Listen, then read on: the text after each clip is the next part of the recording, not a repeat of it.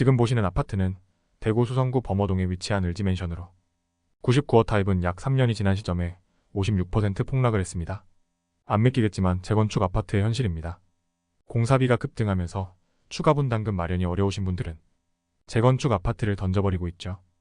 예전에 재건축 아파트는 큰 수익을 가져다 줬다면 앞으로는 내가 살고 있는 지역과 아파트를 포기하게 만드는 젠트리피케이션이 되는 겁니다. 오늘 영상은 공사비 증가로 인한 재건축 아파트의 위험성에 대해서 그리고 공사비 증가가 거짓이라는 증거를 이야기하겠습니다. 시작하기에 앞서 구독과 좋아요는 영상을 만드는 데 큰 힘이 됩니다. 을지맨션 99호 타입 매매 가격입니다. 2020년 12월 12억 9천만 원에서 2024년 3월 5억 5천5백만 원으로 하락을 해서 7억 3천5백만 원 하락률 56%입니다. 매매가가 5억 원대인데 만약에 공사비를 5억 원 내면 12억 원 아파트를 주겠다 하면 돈을 선뜻 낼 사람이 있을까요? 현금 5억 원을 낼 능력 있는 사람들이 과연 몇 명이나 있을까요? 현재 전세의 경우는 1억 6천만 원에서 1억 8천5백만 원으로 장기 투자도 어렵습니다.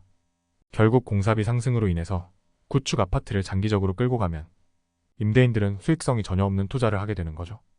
올해 재건축으로 가장 큰 이슈가 되었는 상인센트럴자이입니다. GS건설에서 공사비를 49% 인상 요구를 했죠. 아파트나 똑바로 짓지. 브랜드명도 이제 교체할 수 있다고 합니다. GS 상인센트럴 내용을 보면 건물 철거와 함께 이주를 완료했으나 1년 가까이 공사가 시작되지 않았다고 합니다. 공사기간이 길어지면 조합원들의 부담금이 증가하게 되죠.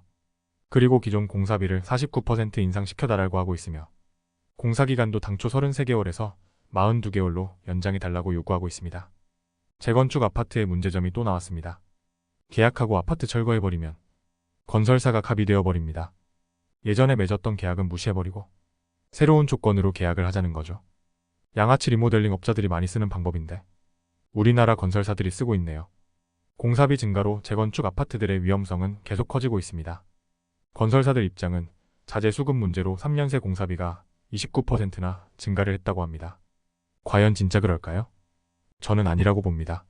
먼저 시멘트를 보면 시멘트 원가는 떨어졌습니다. 하지만 가격을 올렸는데 잘 팔리는 거죠. 건설사들이 높은 가격으로 시멘트를 사주는 겁니다. 건설사들은 시멘트 회사의 시멘트 공급 단가 조정을 할 생각은 없고 일반 아파트 분양자들에게 높은 가격으로 팔겠다는 의도로 보여집니다. 이번엔 철근입니다. 한 대 톤당 150만 원에 육박했던 철근 가격도 최근 톤당 80만 원까지 무너지면서 철근 가격이 반토막이 났다고 하네요. 공사비 당연히 내려야죠. 하지만 건설사들은 분양가를 내리지 않고 있는 거죠. 대한민국의 물가는 뉴욕가만 먹는다고 하죠. 유통구조를 바꿔야 합니다. 예를 들어서 이번에 알리와 테무가 엄청나게 낮은 가격으로 우리나라의 직거래 시장을 만들고 있죠? 당연한 겁니다. 지난 수십 년간 미국이 중국의 제품을 수입해와서 물가 상승률을 낮게 형성할 수 있었잖아요. 우리나라도 중국을 직수입해서 제품 가격을 낮춰야 합니다. 그래서 중국 제품은 품질이 의심스럽죠. 그런데 유튜브나 인터넷에 중국 사입이라고 검색해보세요.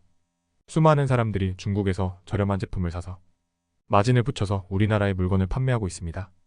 이번 알리 사태는 유통 마진을 빼고 직거래하겠다는 겁니다. 아파트도 현재 가격이 내려서 건설사들이 손실을 본다면 과거 계약을 한 것처럼 손실을 봐야 합니다. 그런데 공사비 상승으로 분양가를 올리고 있죠. 저는 이런 내용들을 알기 때문에 사람들에게 무조건 아파트를 사라고 말을 못하는 겁니다. 꼭 구독자들을 대상으로 사기치는 것 같거든요. 제가 올해 유일하게 괜찮게 본 아파트가 범어 아이파크 1차였고 완판되었죠. 또 올해 입주하는 아파트 두 곳도 괜찮게 보고 있죠. 작년에는 만촌 자이르네, 범어자이, 힐스테이트 동대구 센트럴 이 세 개만 매수 의견을 드렸었죠. 제가 무조건 맞는 건 아닙니다. 다만 공부해서 정말 괜찮은 아파트들 위주로 이야기를 드리고 있습니다. 참고로 신세계건설, 이마트 곧 망할 수 있습니다. 이마트가 중국 기업과 풋백 옵션을 맺었는데 그거 이번에 돈 물어줘야 할 수 있습니다. 빌리브 헤리티지 입주민들과 진행했던 내용과 유사한 계약으로 일반인들에게는 무시하고 모른 척하고 있지만 중국 기업에게는 줘야 할 겁니다. 그 금액이 상당히 큽니다. 여튼 기업들의 공사비 증가를 반박하는 내용을 이야기했는데 재건축 아파트들은 양수겸장 마냥 보유하면 돈도 안 되는 구축 아파트 들고 가는 거고 재건축 시작하면 건설사들은 아파트를 밀어버리는 순간 창첸으로 빙의하면서 공사비 상승으로 계약 다시 하자고 할 수 있잖아요. 몇억 원이나 되는 분담금이 부담스러운 조합원들은 결국 아파트 팔고 떠날 거고 서울 이타 지역에 돈 있는 투자자들이 들어와서 좋은 아파트 선점해버리겠죠. 그게 젠트리피케이션이고 지난 수십 년간 대한민국의 부동산에서 행해지고 있는 모습입니다. 다만 이걸 바꿀 힘이 우리에겐 없는 서민일 뿐이라 따라갈 수밖에 없는 게 안타까울 뿐입니다. 그럼 오늘 영상 봐주셔서 감사합니다.